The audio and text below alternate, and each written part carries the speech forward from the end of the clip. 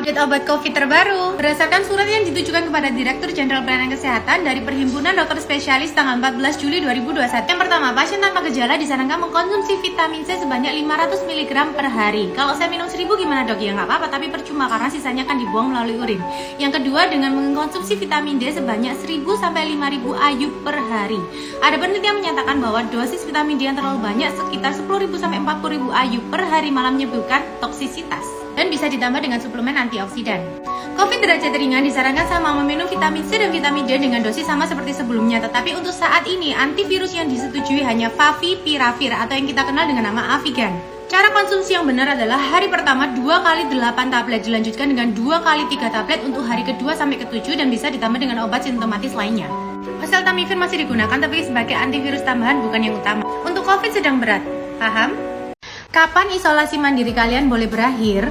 Yang pertama, pasien tanpa gejala dengan PCR positif atau yang disebut dengan OTG bisa melakukan isolasinya 10 hari semenjak hasil tes positifnya keluar, setelah itu dapat beraktivitas secara normal. Yang kedua, pasien dengan gejala COVID ringan yaitu tanpa penurunan saturasi oksigen bisa melakukan isolasi mandirinya 10 hari semenjak timbulnya gejala ditambah dengan 3 hari bebas gejala baru dinyatakan isolasinya selesai. Pria pertama dan kedua ini berdasarkan CDC dan WHO bisa menyelesaikan isolasi mandirinya tanpa harus menunggu hasil swab PCR-nya negatif, asal sesuai dengan timeline yang dianjurkan. 3. Pasien dengan gejala COVID sedang berat dengan penurunan saturasi oksigen kurang dari 95 dan memerlukan perawatan intensif khusus wajib melakukan isolasi mandirinya selama 20 hari semenjak timbulnya gejala dan berdasarkan Kemenkes wajib menyatakan hasil PCR swab negatif baru boleh menyelesaikan isolasi mandiri. Kalian tetap bisa menyelesaikan isoman meskipun gejala anosmia masih ada. Sampai di sini jelas? Siapa aja yang bisa menjadi pendonor plasma konvalesens? Berdasarkan ini syaratnya. Syarat yang pertama, pastinya pernah terdiagnosis COVID baik berdasarkan swab maupun menunjukkan gejala yang jelas. Yang kedua, sudah dinyatakan sembuh dari COVID oleh dokter baik berdasarkan swab yang negatif dan juga minimal 14 hari tidak memiliki gejala apapun. Yang ketiga, berat badan cukup minimal 55 kg, diutamakan pria dan apabila wanita yang belum pernah hamil. Yang keempat, titer antibodi SARS-CoV-2 kalian minim 1/160. Jadi sebelum melakukan donor plasma konvalesens, kalian akan dicek dulu, di screening secara lengkap. Donor plasma konvalesens ini bisa diulang 14 hari kemudian dengan batas maksimal 3 kali atau dalam 1 tahun maksimal 12 liter. Dengan sangat meningkatnya kasus COVID, plasma konvalesens ini sedang sangat dibutuhkan. Jadi untuk kalian sudah sembuh COVID, jangan ragu untuk menjadi pendonor plasma konvalesens karena mungkin ada orang yang akan tertolong dengan darahmu. Semoga Indonesia segera sembuh. Pertanyaan paling sering tentang vaksin COVID. Pertama, aku udah vaksin kok masih kena COVID. Jangan ini rekayasa, jangan ini chip. Vaksin itu tidak akan membuat kalian kebal. Vaksin itu tidak akan membuat kalian kebal terhadap suatu penyakit, termasuk vaksin COVID. Tapi vaksin itu melindungi tubuh kalian supaya nanti ketika kalian terinfeksi, komplikasinya dan keparahan penyakit itu nggak akan kayak orang lain yang tidak pernah divaksin. Jadi ini bukan chip. Bukan nenek. Iyalah, Indonesia aja masih fotokopi KTP, musuh modern itu masukin chip. Pertanyaan kedua, temen nenek habis vaksin pertama kena corona, terus vaksin keduanya gimana? Nah kalau kayak gitu, vaksin keduanya tetap harus nunggu 90 hari atau 3 bulan semenjak dinyatakan sembuh dari COVID-nya. Oke Neng, ganti aku yang nanya. Jadi ada yang bilang habis divaksin ada kunci bisa nempel tuh, jadi kayak mandi pak, itu keringet. Mandi, neneng aja ngerti. Masa kalian enggak? Indonesia, ayo dong, chip masukin, KTP mesti dikotokopi. Kalian nggak tahu plasma konvalesen yang lagi booming kan? Sama, kita tanya orang. Gampangnya, plasma konvalesens dari pasien COVID itu adalah darah yang diambil dari pasien yang sudah terkena COVID. Lalu darahnya itu dipisahin. Ketika dipisah, dia ada sel darah merah sendiri dan ada plasmanya yang warnanya itu kuning.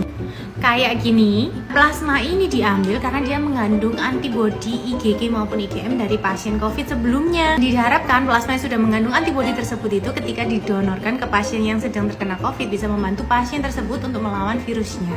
Oh, berarti plasma bisa menyembuhkan? Belum tentu, karena berdasarkan trial yang sudah ada, plasma konvalesen hanya membantu menurunkan keparahan penyakit dan mempercepat proses pemulihan, bukan menyembuhkan. Itu pun baru efektif ketika diberikan ke pasien yang baru banget kena COVID-nya. Meskipun sudah disetujui, tapi masih banyak perdebatan tentang efektivitas dari terapi plasma konvalesen ini. Tapi kalau menurut Dok Vin, lebih baik dicoba daripada tidak. Aku boleh donor? Dijelasin di part 2.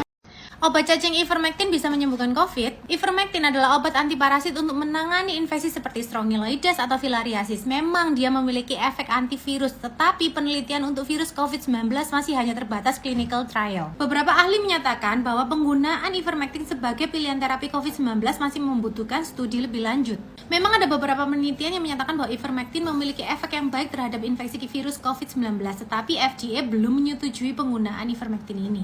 Karena dosisnya belum jelas, efikasinya belum jelas, bahkan efek sampingnya belum jelas, maka BPOM juga belum menyetujui obat ini.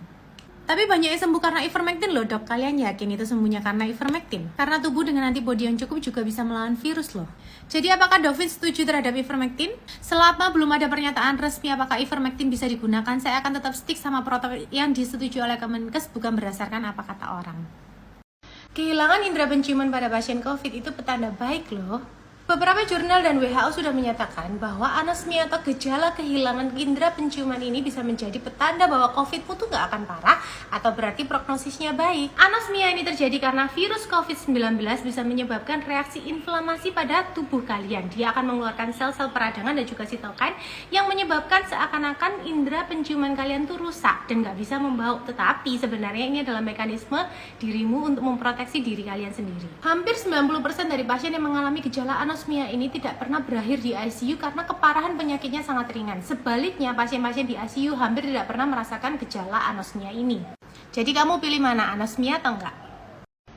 Hilangnya indera penciuman pada pasien COVID normalnya akan sembuh dalam waktu 1-4 minggu. Nggak perlu khawatir karena gejala ini akan hilang dengan sendirinya sejalan dengan kesembuhan dari penyakit kalian, atau kalian bisa lakuin yang disebut dengan smell training. Smell training adalah latihan untuk mengaktifkan kembali indera penciuman kalian dengan cara membawi bau yang sama berulang-ulang kali. Misalnya kalian bisa menggunakan kopi dibawi berulang kali atau menggunakan minyak dengan bau yang menyengat. Lakukan smell training ini sesering mungkin yang kalian bisa untuk mengembalikan indera penciuman kalian. Dan jangan khawatir, anosmia itu tidak akan permanen. Semoga bisa membantu dan cepat sembuh. Dovin boleh vaksin nggak S-nya? Untuk anak seusia ELF memang belum boleh, tapi good newsnya BPOM sudah memberikan izin untuk vaksinasi Sinovac untuk anak usia 12-17 tahun dengan dosis 600 SU per 0,5 mili. Untuk anak 6 bulan sampai 11 tahun diperbolehkan vaksin Pfizer, sayangnya di Indonesia memang belum ada. Jadi yang anaknya sudah boleh divaksin, segera divaksin, dan semoga Indonesia semakin memperlengkapi vaksinnya supaya semakin banyak anak yang terlindungi. Gitu lah teman-teman. Ipin S boleh vaksin dokter nggak? Ipin boleh pergi Dovin nggak?